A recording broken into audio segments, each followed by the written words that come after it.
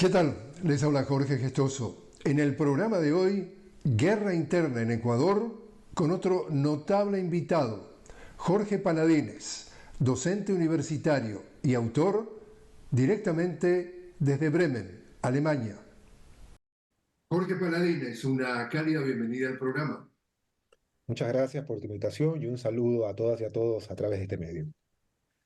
Tú has dicho, Jorge, de que lo que ha sucedido en días recientes en Ecuador es tus palabras, narcogolpe, y has escrito un libro bajo el título de Matar y dejar matar, las masacres carcelarias y la desestructuración social del Ecuador. ¿A qué te refieres con la desestructuración social del Ecuador? ¿Es eso el motivo por el cual se ha llegado a este narcogolpe?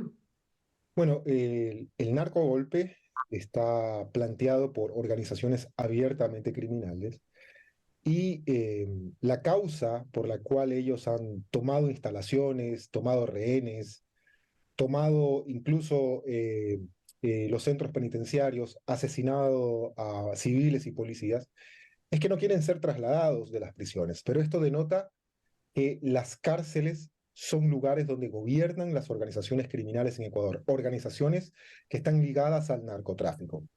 Y esto tiene una íntima relación con las masacres que se vienen sucediendo desde hace más de 2 años exactamente, desde el año 2021, de aquella gran masacre de febrero, de finales de febrero de 2021. Y esto implica replantearse la pregunta, porque siempre decimos en los imaginarios sociales que la cárcel es un reflejo de la sociedad. Y la hipótesis que manejo es todo al revés. Es la sociedad un reflejo de la cárcel. Dicho en otras palabras, las masacres carcelarias, el estado de las prisiones gobernada por criminales en Ecuador, configuró un nuevo orden social en Ecuador. Ahora, voy a las cosas que tú dices y voy a hacer una cita también larga de tus palabras y has dicho, la violencia sistemática en la que está hundido Ecuador es producto de un proceso de desestructuración deliberada del Estado de Derecho derivado de políticas implementadas en los últimos 3 gobiernos neoliberales, que hoy Ecuador está en situación de conflicto armado interno, que el estado de excepción y que hasta un programa de televisión en directo sea interrumpido por hombres armados no es resultado de generación espontánea, y tú continúas y dices, desde el gobierno de Lenín Moreno, siguiendo con el gobierno del banquero Guillermo Lasso y el gobierno del joven empresario bananero Daniel Noboa, el actual, estos 3 gobiernos mantienen un hilo conductor que tiene que ver con el achicamiento del Estado en lo social. Esa Sí, es la cosa. bueno, lo que pasa es que la explosión de violencia, y mejor dicho, de extrema violencia, no es violencia solamente lo que vive Ecuador, lo que padece Ecuador, es extrema violencia. Estamos hablando de coches bomba, estamos hablando de extorsiones masivas, estamos hablando de cuerpos desmembrados, decapitados, degollados. Es decir, una película verdaderamente de terror. Y esto se debe a el encuentro de dos moléculas, ¿no?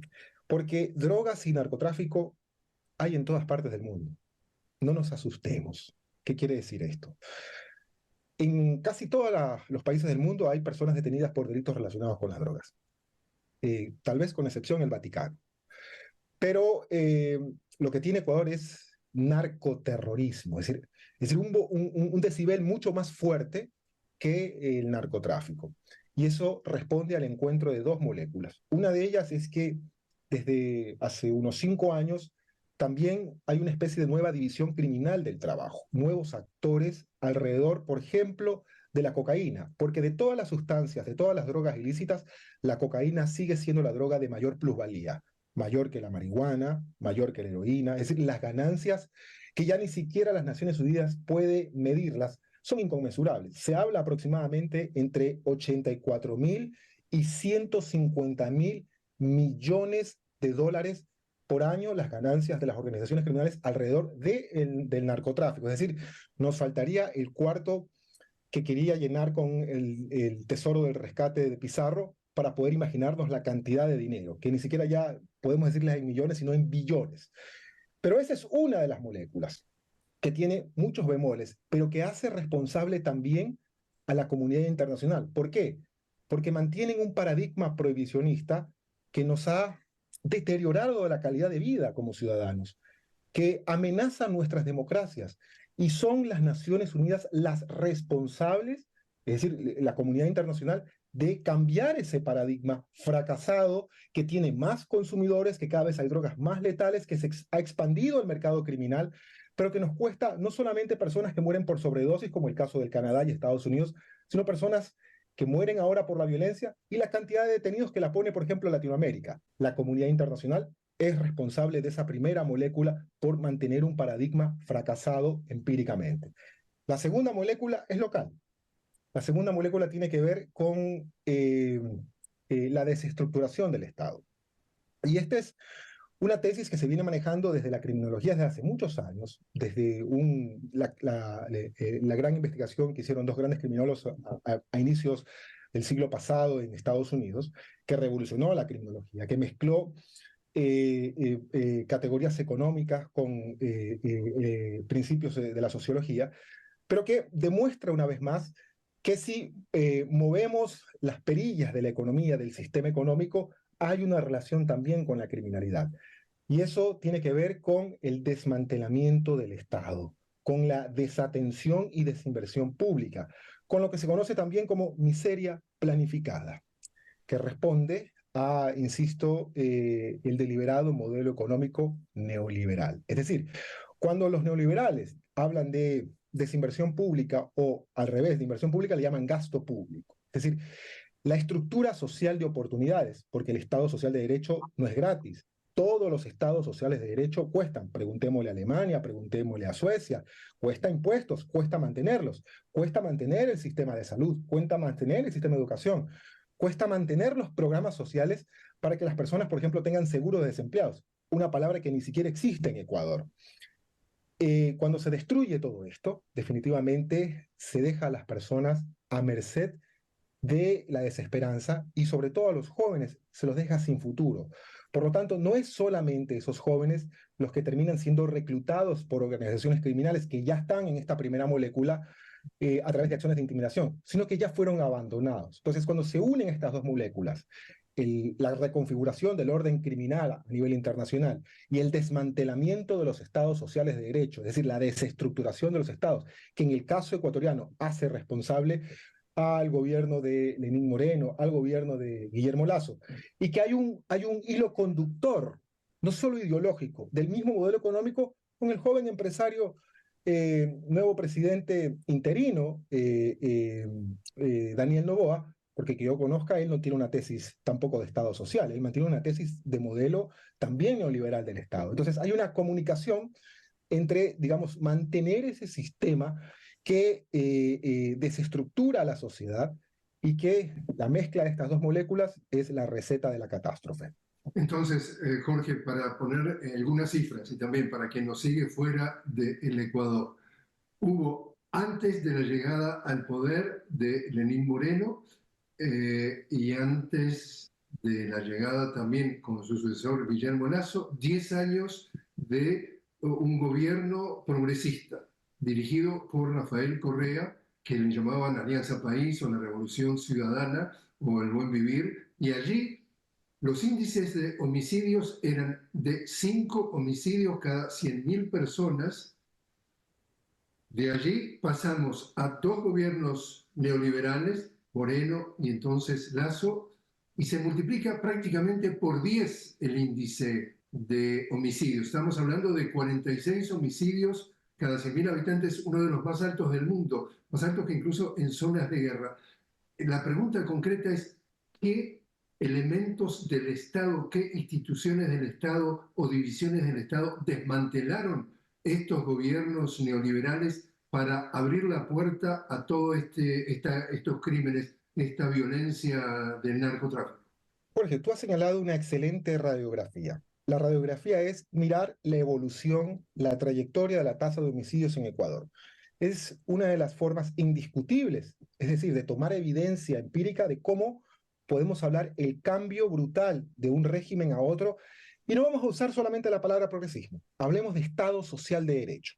Durante el gobierno de la Revolución Ciudadana se sembró un Estado social de derecho. Y eso cuesta años, cuesta décadas. Así que no solamente es una cuestión de un periodo presidencial. Mantener un Estado social de derecho es casi una identidad para muchas sociedades.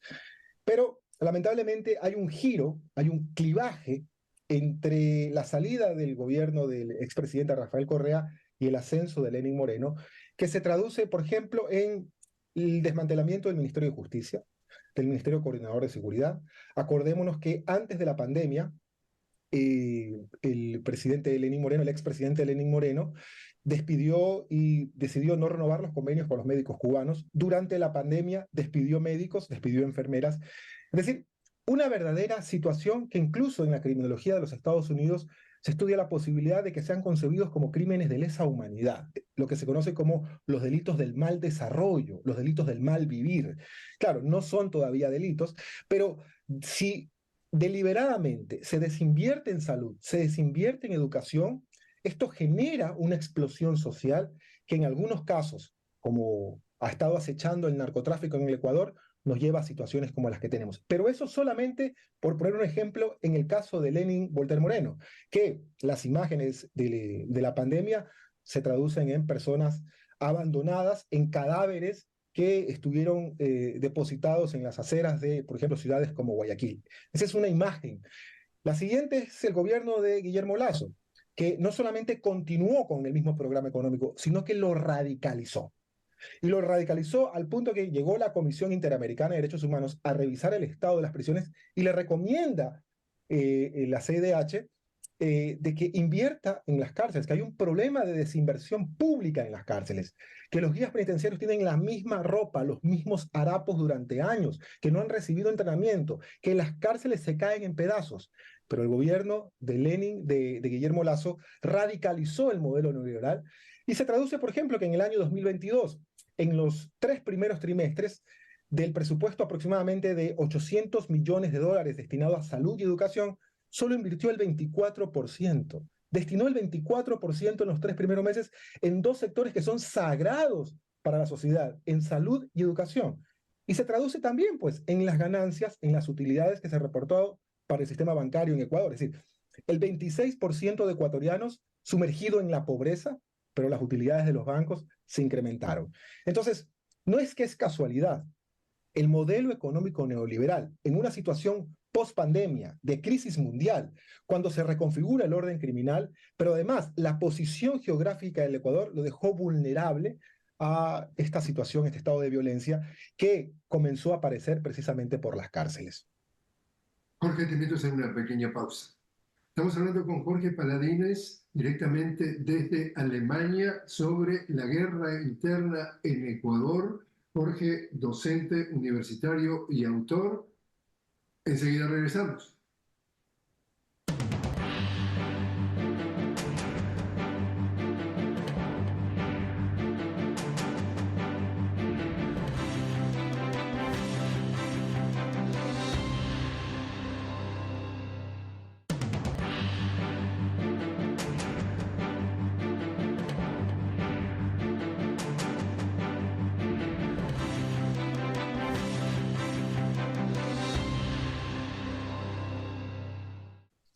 Continuamos hablando con Jorge Paladines directamente desde Bremen, en Alemania, sobre la guerra interna en Ecuador. Jorge, desde el punto de vista ahora de análisis político, de jugada, justamente de luchar contra el reloj, acá estamos hablando del presidente Noboa, un presidente que acaba de ganar unos pocos meses atrás una elección anticipada de solamente aproximadamente 18 meses, 16 meses, y ya él ha dicho que se quiere presentar a la reelección. Este tema que le está tocando vivir, esta crisis, ¿le puede ayudar o le puede perjudicar en sus ambiciones de presentarse a la reelección? Me parece que es altamente irresponsable en este momento que el presidente Daniel Noboa plantee una reelección cuando lo que tiene que resolver es el estado grave de inseguridad que tiene Ecuador. Pero además, la forma en cómo califica ese estado de inseguridad es discutible, porque está bien.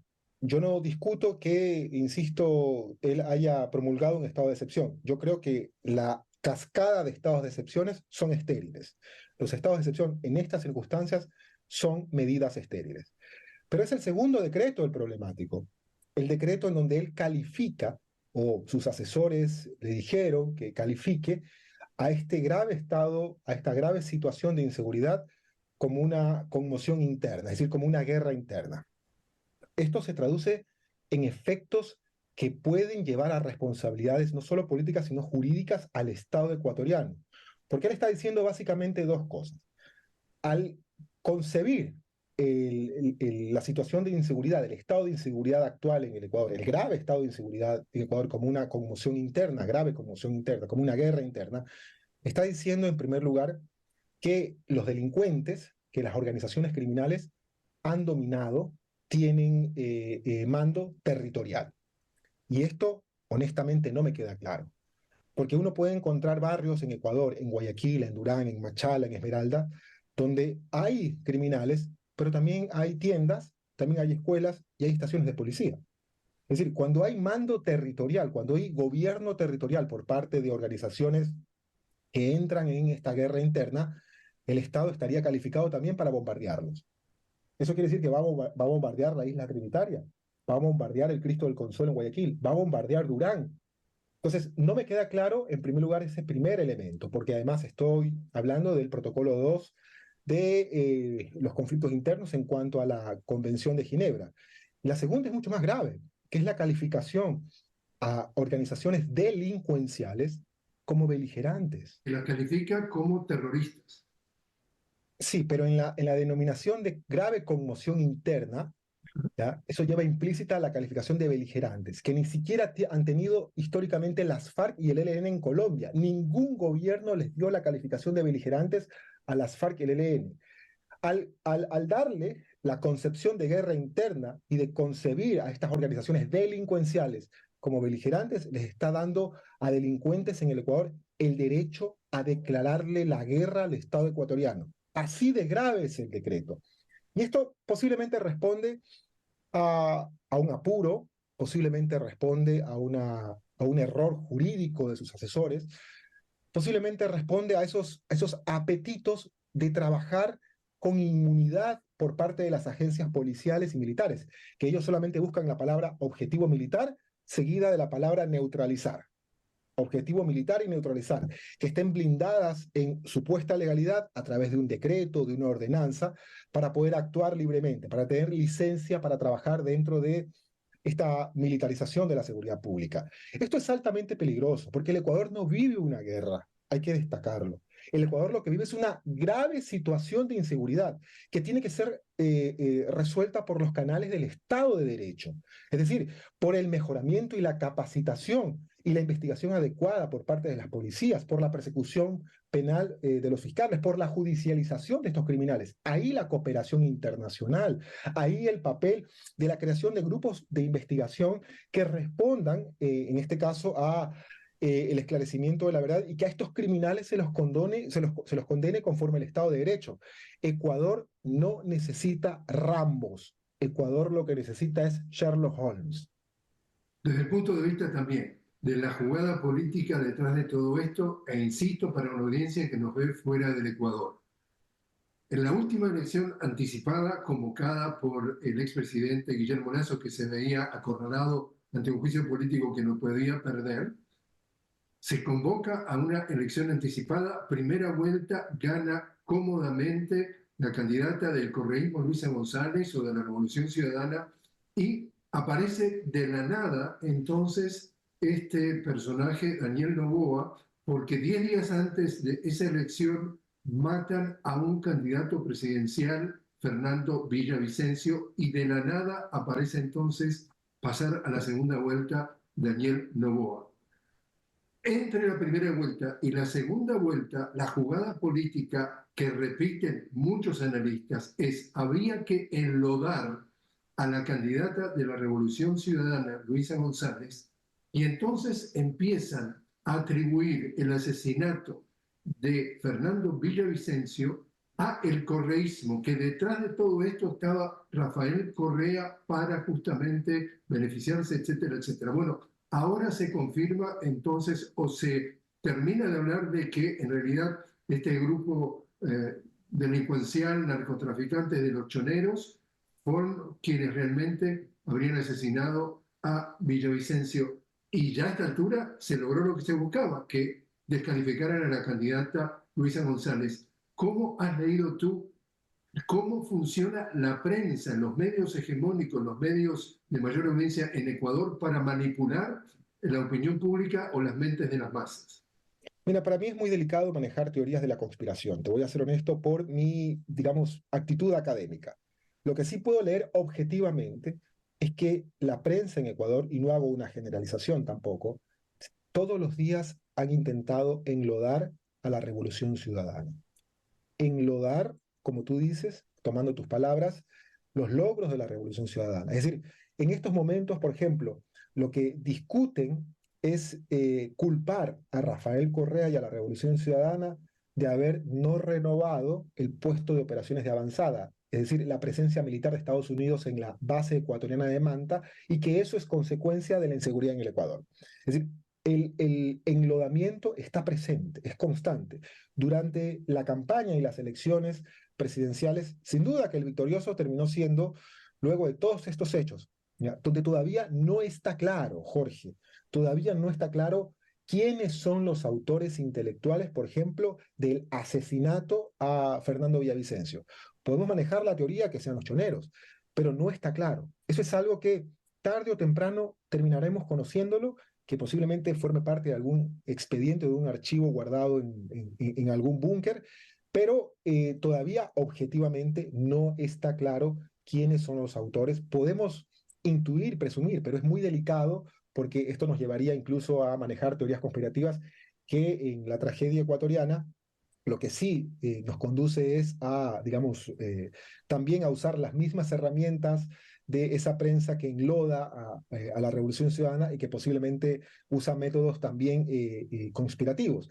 Pero en el caso concreto, en el caso de cómo terminó siendo beneficiario de todo ese enlodamiento, sin duda que el asesinato a Fernando Villavicencio neutralizó el voto, neutralizó el triunfo emergente que tenía ya en ese momento la Revolución Ciudadana. Es decir, lo apagó, se pasmó. Y en estos momentos puede haber una lectura de que la construcción de un presidente de mano dura, de mano firme, que convoque a la guerra, que vaya a la unidad, que se presente como Rambo, que pida a G.I. Joe ayuda entera, sea un presidente convocante que abrace a las y los ecuatorianos para elegirse como presidente el 2025. Sin duda que una lectura objetivamente política es que todos estos hechos pueden llevar, digamos, a fortalecer la imagen de un presidente que no ha demostrado tener plan de trabajo en materia de seguridad, que no tiene claro quiénes son los cuadros que manejan sus ministerios y son altamente competentes, que habla de detenidos, terroristas, pero que no sabemos a qué cárceles los van a meter. La discusión ahora es a dónde vamos a meter a las decenas y centenas de detenidos terroristas, porque ahora todos los medios de comunicación en Ecuador hablan de que ya ni siquiera son detenidos, son terroristas. Todos son terroristas. Bueno, ¿a qué cárceles? Que nos presenta un modelo, una maqueta de una cárcel que se va a construir quién sabe en qué tiempo, como que si las cárceles se construían de la noche a la mañana, que habla de prisiones flotantes. Es decir, no hay nada objetivamente concreto en este gobierno, pero lo que se maneja es la imagen de un líder que por ahora está presentando, quiere presentar esa idea de verse como el Bukele ecuatoriano, con la diferencia de que en el Ecuador él está bajo el discurso de que esto que vivo, que padece el Ecuador, es una guerra con beligerantes. Por último, entonces, Jorge, si tienes que hacer un vaticinio, ¿cómo y cuándo termina esta crisis? Eh, no es a corto plazo. Esto es un problema, insisto, que tiene que ver con el modelo estructural, pero también con esa otra molécula que es la reconfiguración del orden criminal. No existen fórmulas mágicas. Quien plantee fórmulas mágicas para salir de la violencia, bueno, que muestre el caso si lo ha hecho brillantemente México o si lo ha hecho brillantemente Colombia. No, no existe una fórmula mágica. Lo que sí hay que hacer, entiendo, es que el presidente tiene que en términos jurídicos, corregir su decreto. Esto no es una guerra. Tiene que fortalecer los mecanismos de seguridad, pero además hay algo altamente peligroso. Tenemos que transparentar la infiltración que ha tenido el crimen organizado en el Estado ecuatoriano. Estoy hablando, por ejemplo, desde el sistema judicial, desde casos como León de Troya, donde está involucrado hasta el mismo, personas cercanas al expresidente Guillermo Lasso, las agencias militares, las agencias policiales. El embajador de los Estados Unidos hablaba de narcogenerales. Y si en estos momentos creemos que tenemos que darle poderes omnímodos a la policía y a los militares, entonces estamos olvidando esa urgente rendición de cuentas que tienen que dar, por ejemplo, estas dos agencias, estas dos corporaciones. Entonces, no es el momento de cambiar el chip de aparentemente un Estado o un narcoestado que ha entrado en connivencia con organizaciones criminales hacia un Estado autoritario, hacia un Estado fascista, hacia un Estado donde se muestra un modelo ya ni siquiera de mano dura, sino de super mano dura. Me parece que hay que tener el equilibrio para volver al Estado de Derecho, a los criminales, a estos delincuentes que están haciendo daño a la sociedad ecuatoriana, hay que juzgarlos en el marco del Estado de Derecho. Y eso es lo que tenemos que ser vigilantes como sociedad civil, como academia, y también lo tienen que hacer las organizaciones políticas. No es el momento de firmarles un cheque en blanco. En el momento que están diciendo, suscribimos todo lo que diga el presidente, pues bien, vamos a ver las consecuencias. Ahora el presidente está subiendo impuestos del 12% al 15% del IVA, es decir, la guerra la van a pagar las y los ecuatorianos, es decir, los pobres. Jorge Paladines, muchísimas gracias por haber estado con nosotros. Gracias, Jorge. Gracias por la invitación. Un abrazo y un saludo a todas las compañeras y compañeros, hermanas y hermanos latinoamericanos que nos ven.